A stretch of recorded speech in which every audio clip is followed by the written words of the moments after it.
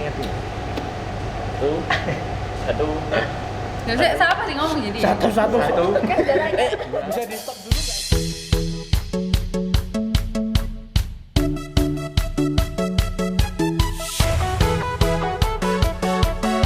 Hai terus, oke, halo teman-teman. Hari ini podcast kita berjudul pelayanan. Nah, hari ini kita mau main tanya-tanyaan. Jadi dari setiap kita di sini, termasuk saya, sudah mendapatkan pertanyaan yang ada di kursi bagian belakang. Jadi nanti setiap kita akan ambil pertanyaan, terus kita akan jawab. Nah, pertanyaannya itu tentang apa sih? Pertanyaannya itu tentang seputar pelayanan gitu. Nah, kita perkenalkan diri dulu ya. Jadi kita ini koor-koor dari masing-masing divisi di pelayanan 11DG. Mulai dari Ade. Ya, nama saya Ade, Octavianus Putra, dipanggil Ade. Saya pelayanan di musik, ketua koordinator musik.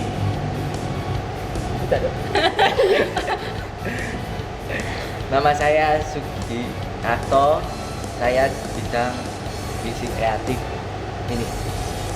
Nama saya Riri dan saya di bidang Asyar.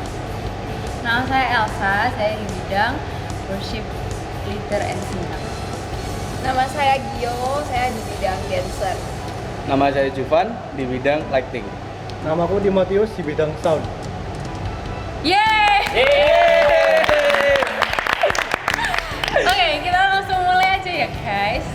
Adik, Moro-moro bimbang. Yung gambreng. Waduh. Oke, kita bertiga berarti. Ayo. Ayo. Yung gambreng. Ya Sugi dulu. Yes. Kita bantuin Amir ya. Saya megilek baca loh. Penasaran nih? Oke, pertanyaan untuk Gio. Pernah nggak ada sebuah pengalaman yang membuat kamu semakin jatuh cinta dengan pelayanan? Masih. Oke. Kalau misal pengalaman, kalau yang deket-deket ini nggak ada sih. Maksudnya dalam arti kan kita masih pandemi loh ya, belum ada pelayanan. Cuman basically pertama kali aku pelayanan. Ini yang membuat aku kayak semakin jatuh cinta sama pelayananku. Jadi tuh ceritanya pertama pelayananku ini awalnya aku pelayanan itu cuman ini candlelight, belum dancer. Jadi saya belum kenal dancer, itu masih masa-masa SM sekolah minggu. Itu aku candlelight, terus pas masuk TCC melihat cece-cecenya nari-nari. Soalnya memang dari awal aku tuh suka nari, tapi bukan di gereja, tapi di sekolah. Terus habis itu suatu ketika pengen ikut tapi kayak malu-malu. Habis itu ada event di mana aku sakit, jadi kayak sakit, terus habis itu ada mujizat. Soalnya memang katanya dokter itu hasilnya nggak tertolong hasilnya. Terus habis itu tapi ternyata mujizat, aku tertolong. Nah di situ pas waktu aku sakit itu aku doa atau aku terkapar pol sampai 1 bulan nggak masuk sekolah. Jadi terkapar di rumah nggak bisa ngapa-ngapain. Terus habis itu akhirnya aku doa, kok aku kayak gini sih Tuhan, ya apa caranya aku sembuh, gak enak pol, sakit pol. Terus habis itu pas aku doa Tuhan itu cuma ngomong kayak misalnya kamu sembuh, kamu mau nggak bagi berkat buat orang-orang di sekitarmu gitu. Terus aku langsung mikir, ya wes Tuhan aku bagi berkat, tapi aku nggak tahu berkat apa sih tak bagi. Terus habis itu pas sembuh ternyata Tuhan kirimkan orang-orang yang menuntun aku buat tahu berkat itu apa. Ternyata berkat itu adalah talentaku, yaitu nari. Jadi basically aku punya itu apa? Nari di sekolah, cuman nggak pernah nari di gereja. Terus akhirnya Tuhan kasih jalan, oh mungkin ini maksudnya Tuhan pikirnya aku nari. Ya wes, akhirnya aku berusaha untuk pelayanan di bidang nari. Tapi kan awal-awal kan pasti kan ada senggolan-senggolan orang kok. Jadi dari teman-teman sendiri aku segala macam, terus sempet kayak down lagi. Terus akhirnya tuh inget ayo kamu pelayanan buat apa. Terus aku langsung dari situ aku langsung mikir, aku akan berusaha untuk selalu jatuh cinta dengan pelayananku di dancer untuk memberkati orang-orang di sekitarku. Kan belum tentu mereka juga bisa nari seperti aku. Dengan tarian mungkin mereka orang-orang jemaat juga bisa terberkati kayak gitu. Terus habis itu walaupun ada senggolan dari orang-orang yang nggak enak cuman balik lagi aku pelayanan buat apa, aku pelayanan buat kayak gitu. momen yang paling buat aku jatuh cinta pol sama pelayananku, yaitu aku jatuh cinta karena Tuhan yang ngasih ke aku, menyadarkan ke aku kalau misalnya pelayanan itu ya ini, kamu bagi berkat buat orang-orang dengan apa yang kamu punya, kayak gitu. Oke, keren. Kalau boleh tahu sakit apa sih, Cep? Waktu itu aku sakit usus buntu, jadi dari kecil tuh aku usus buntu toh, cuman nggak separah itu. Parahnya itu sampai keluar nanai, wis pecah. Nah harusnya lek wis keluar nanai itu wis meninggal kata dokternya. Soalnya posisi nanai itu wis nyebar di organ-organ tubuh lain. Pertama tuh kayak mau dilangsung tok, cuman akhirnya nggak bisa karena nanai nyebar harus begitu kabel. Itu dokternya langsung kaget, dokternya itu ya langsung dokternya ya Kristen. Jadi dia ngomong, ini nggak puji satuan pol, arek iki wis gak ada, itu sih pas jadi SD kelas 5-an. Jadi saat bulan terus gak masuk sekolah, guru-guru gak ngerti, mau terus harus operasi ya. Soalnya ya itu langsung gara-gara ketahuan sakit usus buntu dan harus pecah. Awalnya dikira cuma lemah, ternyata enggak. Kok bisa? Ya soalnya itu kata iya makanan, jadi ada makanan yang nyantol di usus buntu. Ngeri. Kan pokok Sambel biji-biji ya itu, yang suka makan sambel-sambel. Khususmu kekecilan juga. Iya. Kecil ada batu kemarin enggak apa-apa. Tadi susu besar. Betul. kecilnya bolong. Yuk, next. Paling semangat kayaknya kamu duluan. Pak. Nggak bisa, oke Pak. Nggak bisa lagi ya. Oke. Oke, next. Lu langsung geser sebelah enggak apa-apa. Oh, Kayak itu berarti ya. Ayam gambreng. Waduh. Sama. Ayam gambreng. Sikit. Woi, sama bertiga. Ayam gambreng. Loh. Ya, ayam gambreng. Wah, sengaja ini. Ayam gambreng. Balik. Ya. Tak ambilin Tem, semangat aku. Oke, pertanyaan untuk Temi.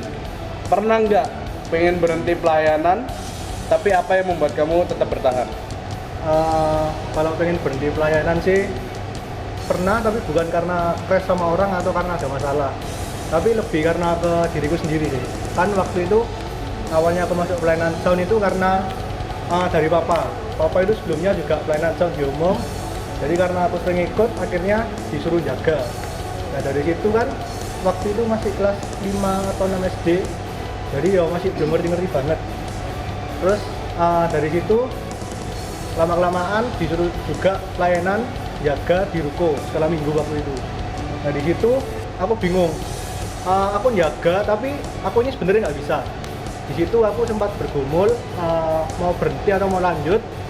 Terus akhirnya aku ngambil keputusan buat komitmen kalau misalnya mau tak lanjut noy, dengan cara membekali diriku sendiri dengan kayak belajar, terus nanya, terus kayak nyoba-nyoba gitu. Akhirnya lama-kelamaan dalam prosesnya itu aku merasa kayak ya cocok sama pelayan ini sih.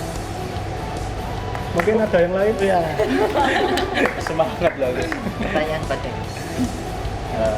Pertanyaan. Cukup. Jelas. Takut diserang. Oke. Yuk, next. Oke, langsung. Oke. Oke, aku ambil. Pertanyaannya, Padahal nggak ditanyain. Lah iya. Apa dia sebagai pencair suasana biar dia nggak tegang. Gak ikut nyanyi, gak ikut Bagus jawab. yuk. pertanyaannya pelayanan itu lebih penting skill atau hati? Gimana menurutmu? Jadi begini, menurut saya lebih penting hati. Kenapa hati? Karena hati itu tempat Tuhan ngasih kita kerinduan untuk melayani. Jadi mulai dari hati kita terpanggil untuk melayani Tuhan. Setelah itu kita ya tetap nggak bisa dari hati langsung melayani. Dari hati kita perlu action. Action kita itu mengasah skill kita dengan cara kita cari talenta yang Tuhan berikan pada kita. Setelah hati kita rindu, kita punya skill, baru kita melayani. Jadi kalau Aku pengen sudah. Jadi kalau dua-dua itu ada, layanan kalian pasti akan luar biasa. Seperti Harus itu. imbang. Oke, kasih tepuk tangan. Mungkin ada yang mau nyela. Kamu mau disela? Oke. Next. Next. Oke, lanjut. Aku tak nyela. Gimana yang gambreng? Ambilin ya. Pertanyaan buat Jepang. Apa yang membuat kamu mengambil keputusan untuk terlibat dalam pelayanan? Waduh. Oke, jadi awalnya sih aku ini terlahir dari background atau latar belakang orang Kristen kan. Semua. Loh, kan latar belakang kan nggak semua kan. Semua itu dari papa mama. Nah, itu maksudnya. Mama aku ini orang Kristen. Ya jadinya aku setiap minggu dari kecil ya aku ikut mama ke gereja. Nah, waktu kecil aku masih belum ngerti kan pelayanan itu apa sih. Terus kayak ngeliat koko JJJ, wih keren ya, kayak orang pelayanan tuh kayak bener-bener menakjubkan lah menurutku. Kok bisa ya mereka bisa tampil di depan panggung, terus kayak bisa nyanyi di depan panggung, nari, kayak bener-bener pede gitu. Nah, jujur aku bener-bener terima Tuhan tuh baru kelas 5 SD. Waktu itu ya di camp gereja. Nah, saat aku terima Tuhan tuh baru aku mengerti apa sih sebuah pelayanan itu. Awalnya aku mikir, loh, aku ini mau pelayanan apa ya Tuhan? Kayak aku bingung. Soalnya aku ngerasa dulu itu aku, waduh, kayak nggak ada talenta apa-apa deh buat melayani. Aku nggak bisa apa-apa deh buat melayani. Aku cuma mikir gitu dulu. Terus seiring berjalannya waktu, SD akhirnya aku cuma bisa melayani waktu itu misalnya di acara-acara misalnya kayak Natal gitu, terus ada paduan suara buat anak-anak SD sekolah minggu gitu. Nah, aku ikut di situ. Seiring berjalannya waktu masuk di SMP. Nah, di gerejaku ini kan ada yang namanya TCC kan. Nah, di TCC ini kita ditawari kan, mulai ditawari untuk pelayanan.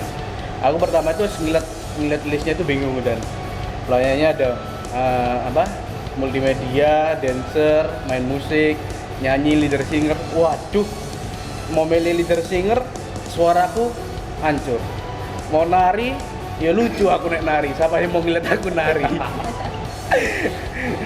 Terus sampai pada akhirnya di pilihan terakhir LCD. Waduh, kayak di LCD ini paling gampang deh. Aku ngeliat, wih, aku sih dari kecil suka sih main komputer sih, main CS ya kan, main TV ya kan, seneng. Waduh, aku LCD lah kayaknya paling gampang, nggak dilihat orang. Yang penting aku melayani dulu, aku mikir gitu dulu.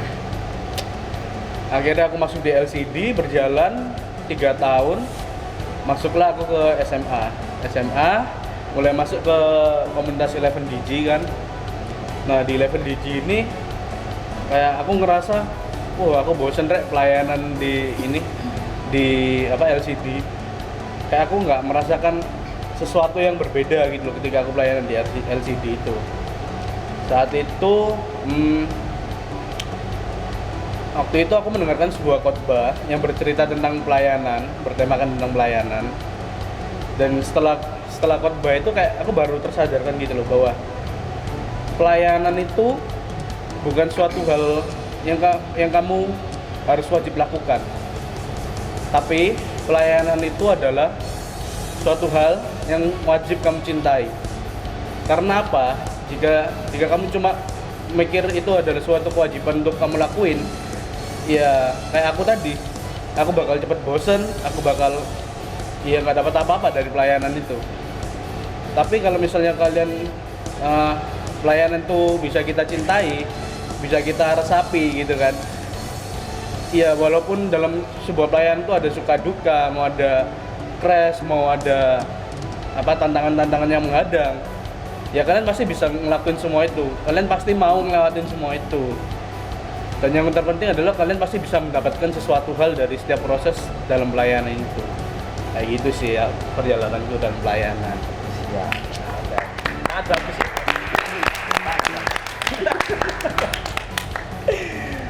Oke, next. Oke, next. Masa belok pak.